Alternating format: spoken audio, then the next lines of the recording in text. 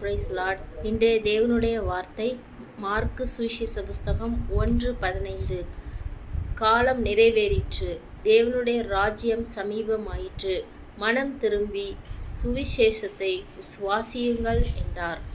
சுவிசேஷத்தை விசுவாசியுங்கள் என வேத வசனம் சொல்கிறது. இந்த சுவிசேஷத்தை விசுவாசிக்க முடியாதபடி இருக்க காரணத்தை 2 கொரிந்தியர் புஸ்தகம் 4:4 நம்மால் காண முடிகிறது. 2 கொரிந்தியர் புஸ்தகம் 4ஆம் அதிகாரம் 4ஆம் வசனம். தேவனுடைய சாயலாய் இருக்கிற கிறிஸ்துவின் மகிமையான சுவிசேஷத்தின் ஒளி அவிசுவாசிகளாகிய அவர்களுக்கு பிரகாசமாய் இராதபடிக்கு இப்பிரபஞ்சத்தின் தேவனானவன் அவர்களுடைய மனதை குருடாக்கினான். இந்த சுவிசேஷத்தை ஒளி என வேதவசனம் சொல்கிறது. சுவிசேஷத்தின் ஒளி, இந்த ஒளி நமக்கு வழிகாட்டுகிறதாக இருக்கிறது, வாழ்வு கொடுக்கிறதாக இருக்குது. நல்ல இப்படிப்பட்ட ஒளி பிரகாசமாய் இராதபடி அவிசுவாசிகளாகிய அவர்களுக்கு இப்பிரபஞ்சத்தின் தேவன், இந்த உலகத்தின் தேவனானவன் குருடாக்கி வைத்திருக்கிறார். சுவிசேஷத்தை குறித்த சில காரியங்களை உங்களுக்கு நான் சொல்லுகிறேன். சுவிசேஷத்தை குறித்து வேதம் முக்கியமாக புதிய ஏற்பாட்டில் கூறப்பட்டுள்ள காரியம் நல்ல செய்தி என்று பொருள்படும். சுவிசேஷம் நல்ல செய்தி. இந்த நல்ல செய்தி எதையெல்லாம் அடங்கும்?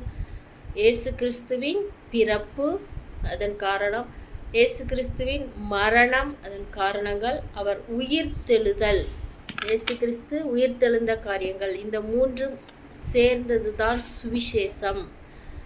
யோவான் 3:16. சுவிசேஷமானது பரிசுத்த ஆவியின் வல்லமையால் பிரசங்கிக்கப்படுகிறது, அறிவிக்கப்படுகிறது. 1 கொரிந்தியர் புஸ்தகம் 2:4, அப்புறம் கலாத்தியர் புஸ்தகம் 1:11. சுவிசேஷமானது தேவனுடைய அதிகாரத்தோடு வருகிறது. சுவிசேஷம் அதாவது தேவ செய்தி எங்கு சொல்லப்படுகிறதோ அங்கு தேவ அதிகாரத்தோடு அது வருகிறது. மத்தேயு 28:18 ஆதாரம். மத்தேயு 28:18 இயேசு கிறிஸ்துவே நமக்கு கொடுத்த கட்டளை. சுவிசேஷத்தை உலகமெங்கு போய் சொல்லுங்க என்று இயேசு நமக்கு கொடுத்த, அதிகாரத்தோடு கொடுத்த ஒரு கட்டளையாக இருக்கிறது. இந்த சுவிசேஷம் தேவனுடைய நீதியை வெளிப்படுத்துகிறது. ரோமர் 1:16 முதல் 17 வரை. இந்த சுவிசேஷமானது மக்களின் மனம் திரும்புதலை விரும்புகிறது. மத்தேயு 3:2, மத்தேயு 4:17. இந்த சுவிசேஷமானது பாவத்தை குறித்தும் நீதியை குறித்தும் நியாயத்தீர்ப்பை குறித்தும் கண்டித்து உணர்த்துகிறது. யோவான் 16:8, அப்போஸ்தலர் 24:25. இந்த சுவிசேஷமானது விசுவாசத்தை உண்டாக்குகிறது. நம்ம இதை கேட்க நல்ல செய்தியை கேட்கும்போது நமக்குள்ள விசுவாசம் உண்டாகிறது. ரோமர் 10:17, பிலிப்பியர் 1:27. இது ரட்சிப்பையும் ஜீவனையும் பரிசுத்த ஆவியின் ஈவையும் கொண்டு வருகிறது. நாம் எவ்வளோ அதிகமாக சுவிசேஷத்தை விரும்பி நாம் கேட்குறோமோ, ரட்சிப்பு ஜீவன் அப்படின்னு சொல்லும்போது மரணத்துக்கு அப்புறம் கூட நம்முடைய ஆவியானது ஜீவனோடத்தான் தேவனோடு வாழப்போகிறது. ஜீவனை நமக்கு கொடுக்கிறது இந்த வசனம். இது சாத்தான், பாவம் இவற்றின் ஆதிக்கத்திலிருந்து விடுவிக்கிறது. சுவிசேஷத்தை எவ்வளவு அதிகமாக கேட்குறோமோ அவ்வளவு நாம் விடுவிக்கப்படுகிறோம். சத்தியமானது நம்மை விடுவிக்கிறது என வேத வசனம் சொல்லுகிறது. மத்தேயு 12:28, ரோமர் 6:8.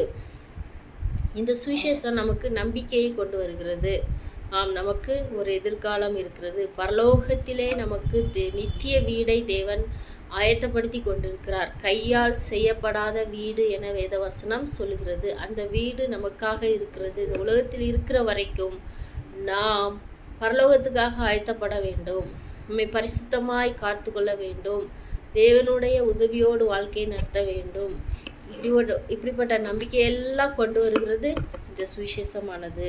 மத்தேயு 12:28, கொலோசியர் 1:5 மற்றும் 23. இந்த சுவிசேஷமானது சமாதானத்தை தருகிறது. எபேசியர் 2:17.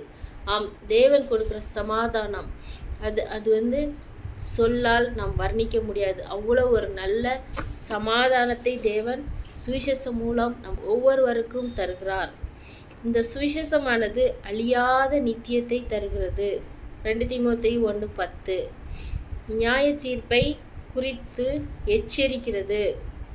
ரோமர் 2:16 நற்செய்தியை மறுப்பவர்களுக்கு ஆக்கினை தீர்ப்பையும் நித்திய மரணத்தையும் கொண்டு வருகிறது.